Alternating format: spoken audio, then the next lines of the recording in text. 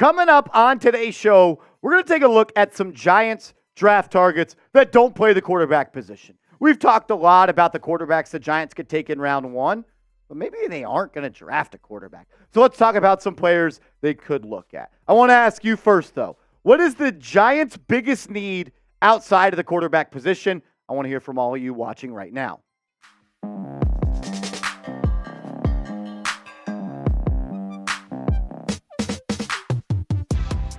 Yo, what's going on, everybody? You're watching Giants Now by Chat Sports. I am your host, Marshall Green. Appreciate everybody stopping by as we're going to take a look at about 5 to 10 prospects the Giants could select at the top of the first round if they don't go the quarterback position. The Giants currently hold the number 5 pick in the NFL draft after they defeated the Washington Commanders 31-19 over the weekend. Who knows when the Giants are going to end up picking in this draft? They do play the New England Patriots this week, who currently own pick number 3 in the NFL draft. I think it was 2, but I'm going to say 3. I'm pretty sure it's pick number 3.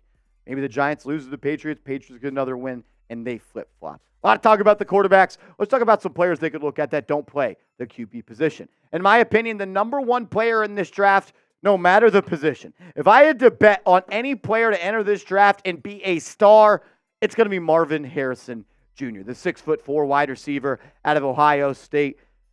In this instance, you just trust your eyes. You trust your eyes. The film does not lie with Marvin Harrison Jr. He can do absolutely everything you want and need from a wide receiver. He can play outside. He can go deep. He can go get a jump ball. On 3rd and 12, he can run a stop route and create separation. He can get loose with the ball in his hands on a slant route. Play inside, play outside, deep threat, short threat.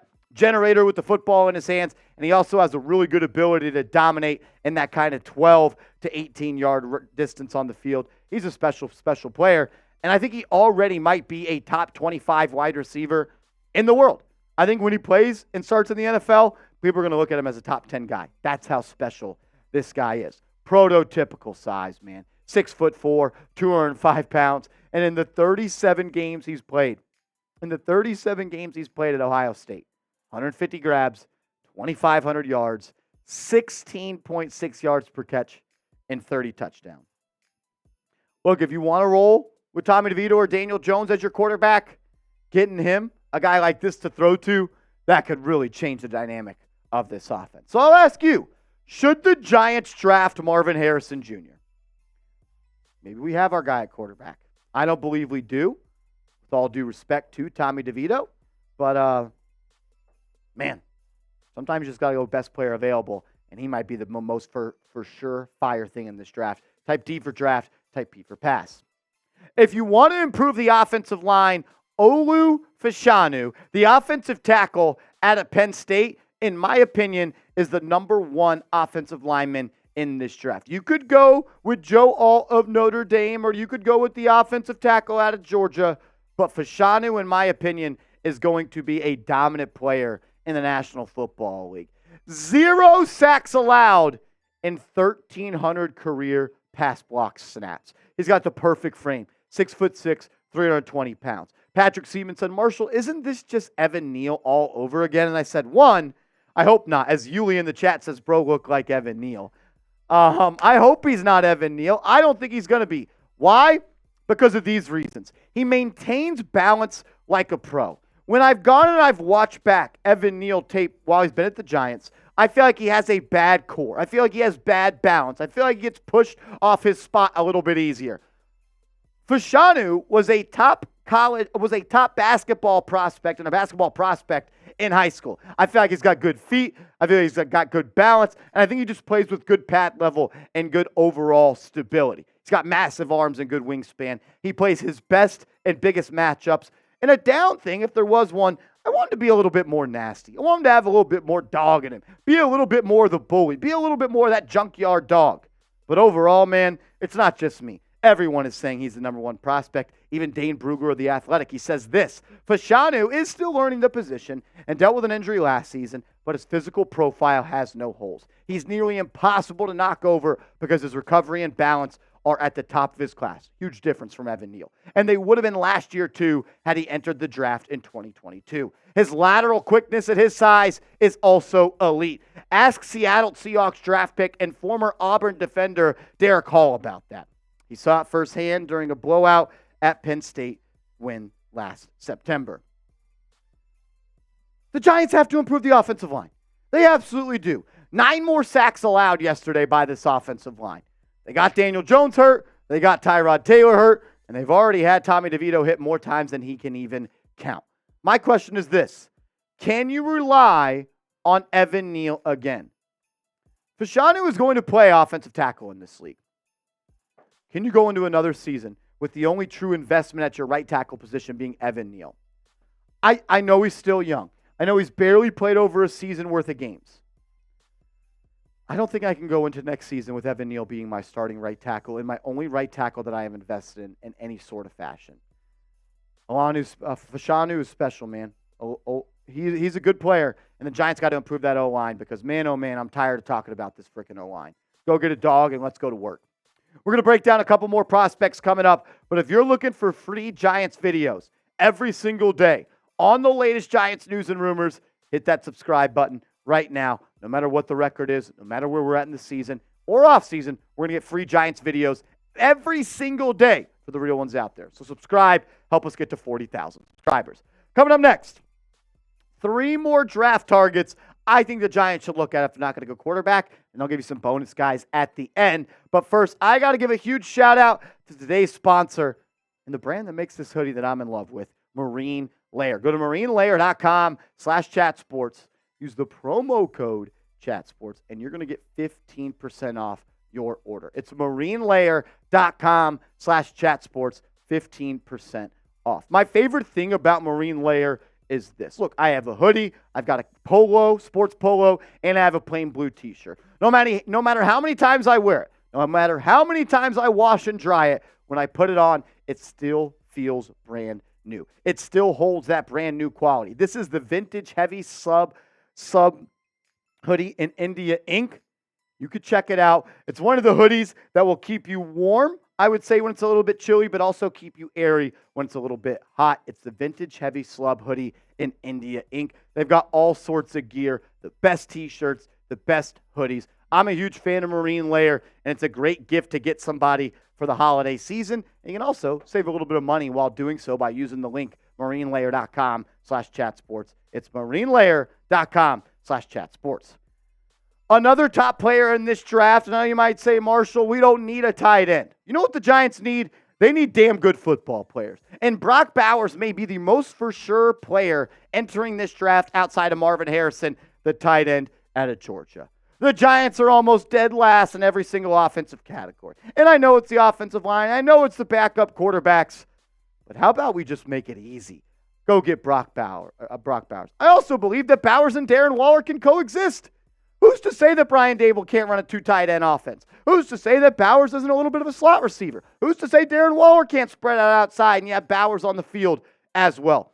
I've seen Bowers get it done for so long. In 39 career games, the guy has 170 grabs for 2,500 yards, 15 yards per catch, 26 touchdowns, and 5 rushing TDs. I know his profile says tight end, but the dude's just a football player. He's a big playmaker, and he's a guy that is a walking mismatch for any team in this league. Too big and too strong to be guarded by safeties and corners. Too fast, too agile, and too good of a route runner to be guarded by tight ends. Giants just need more offensive playmakers.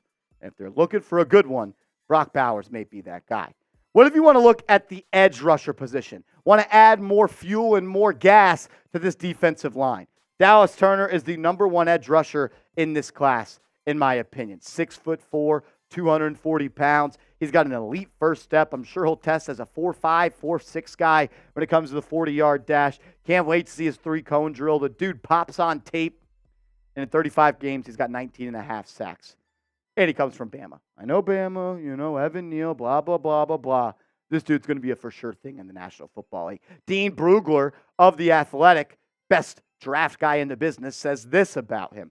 When it comes to rushing the passer, Turner checks the boxes for both traits and production. He is explosive off the ball and into contact, and he plays with exceptional pursuit speed to chase down the football. Turner is currently the only player ranked top 5 nationally in sacks, pressures, pass rush win rate, and pass rush win percentage. You don't just need playmakers on offense. The Giants need defensive playmakers too. And if you could have a front 5 that includes Kayvon Thibodeau, Dexter Lawrence, and Dallas Turner, yeah, sign me up. The more guys that can help you get pressure on the opposing quarterback when you only have to send 4 guys is only going to make your corners look better. It's only going to make your safeties look better. And I think Dallas Turner is the guy that could change a defense. And him alongside Kayvon Thibodeau on the edges with big, nasty number 97, sexy Dexy in the trenches, I'm pretty cool with that pick. Maybe you're picking at number 6 or number 7. And Marvin Harrison Jr. is off the board. But you still want to draft a wide receiver. A guy that I have fallen in love with when I watch his tape is the 6'4" wide receiver out of Florida State, Keon Coleman. The dude is just a baller. Plays on the outside, elite in 50-50 balls. I feel like his route tree is a little bit slept on. Just a big-time player that makes big-time grabs. And he's got top-end speed to where he can run away from people. He checks all the boxes of what you look for in a wide receiver. And Dane Brugler of The Athletic echoes what I'm saying and even compares him to a guy he's an all-time great, man. Dane Brugler said with his size and speed and athleticism and acrobatic ball skills, Coleman, 38 catches for 538 yards and 9 touchdowns, is a freakish talent with the chance to be a dominant player. His flashes remind me of how Demaryius Thomas played when he was at Georgia Tech. He's tough to tackle when he gets the ball in his hands. He can push it vertically, he can get open, and he can make catches at a catch point that not a lot of people can. I've used this word 1,000 times. I'll use it again. Playmakers, playmakers, playmakers. The more of those you have, the harder you're going to be to stop. The Giants have been pretty easy to stop on offense over the past couple of years.